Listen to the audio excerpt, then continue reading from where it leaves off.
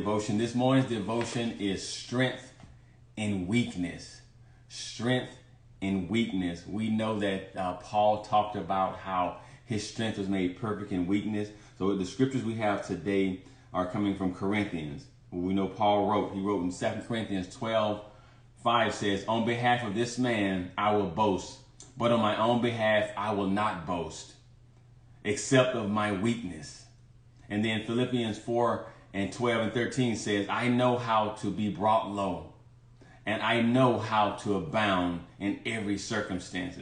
I've learned the secret of facing plenty and hunger, abundance and need. I can do all things through Christ who strengthens me." And then we got 2 Corinthians 12:9 where he says, well, God told him, "My grace is sufficient for you. My grace is all you need. My power works best in weakness." His power works best in his weakness. When we're weak, he's strong. He lets us know that we don't have to have it all figured out. We don't have to be strong and mighty. We just need to relax and rest in his strength. And check this out.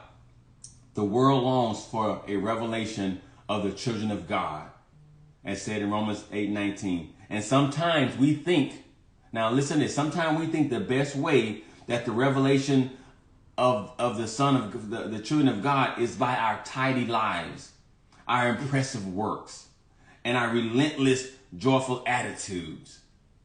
Exemplary lifestyles, the power of the Spirit, and the joy of are certainly important. Our lives should be marked by them consistently. But the greater revelation comes not through any immunity in life's frailties and fallenness, but through the power of God in the midst of them. So again, God is not telling us to represent God to the world. We don't have to have the perfect tidy life. We don't have to have impressive works or always be joyful all the time now or happy all the time. We can be joyful, but we don't have to be happy all the time, because we're going to go through seasons in our life. We're going to be frustrated. We're going to get tired. We can get mad, but the Bible said be angry, but sin not. But we have to know that when we're weak, he's strong. Footprints in the sand. He carries us all the time. When we're feeling at our weakest, God is here to carry us and to be strong for us. So the things that it's imperative and it's important consistently that we do pray, that we do glorify God, and we do his works. But that again is not the end. Is we need to continue to be allowing the power of God to be manifested through everything that we do. Like a fragile baby born in Bethlehem, we are earthen vessels containing the divine spirit, intersections between the visible and invisible, incarnations of the image of God, where weakness becomes strength, flaws are covered with mercy, pride bows down to humility. The decay of death gives way to life in that more abundantly, and temporal bodies are finally clothed in the eternal life of Jesus Christ. Our fragility makes us a wonderful showcase of God. Paul stressed his point in his prayers for deliverance from a problem. We know that he had a thorn in the flesh. We don't know whether it was physical, relational, or something else. But they were answered by a profound truth that God's power works best in weakness. He had a thorn in the flesh. And he said his strength, God said, "My strength, son, is made perfect in your weakness. And my grace is sufficient." You may be running low on finances, but my grace is sufficient. You may be experiencing slight health problems, but my grace is sufficient. You may be feeling depressed, but my grace is sufficient. You may be feeling cast down and isolated, but my grace is sufficient.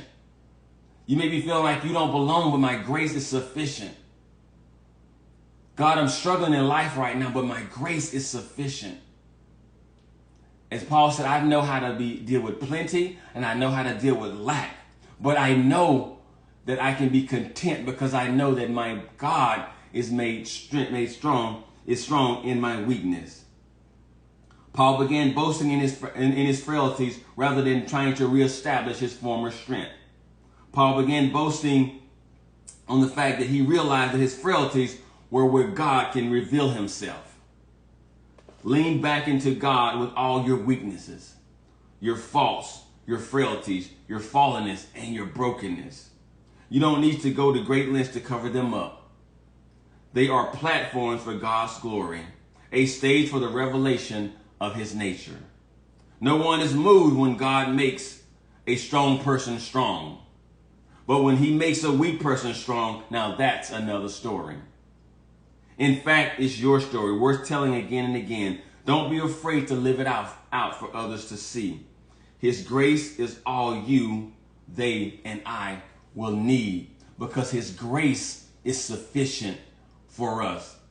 Sometimes we get caught up in the fact that we should be further along in life than we are. But no, his grace is sufficient. We feel that we should have had more money in the bank by now, but his grace is sufficient. That we should have been married or had kids or graduated or been a social media star or on a different platform. But no, his grace is sufficient. And where we're weak, he's mighty. My God is so big and so strong and so mighty. There's nothing that he cannot do. But we get impatient and we fail to wait on God. And we try to take it upon ourselves. But the Bible said they that wait upon the Lord shall renew their strength. They will run and not get weary, walk and not faint. They will mount up on wings as eagles, because they are trusting in the true and living God, who the earth is the Lord's and the fullness thereof, and they that dwell therein. And he's got your back. We just have to stay patient. I've seen many people in these last few days talking about how they're stressed out because of this and that, because they should have been here or there by now. But have patience and trust God. First of all, you got to get persuaded, because so many people are not persuaded in their mind that God is the King of Kings and Lord of Lords. They only use him when they want to use him. But understand that even in your weakness, God is going to show up and show out. But you got to trust him. Have the faith as the grain of a mustard seed, because God's got you.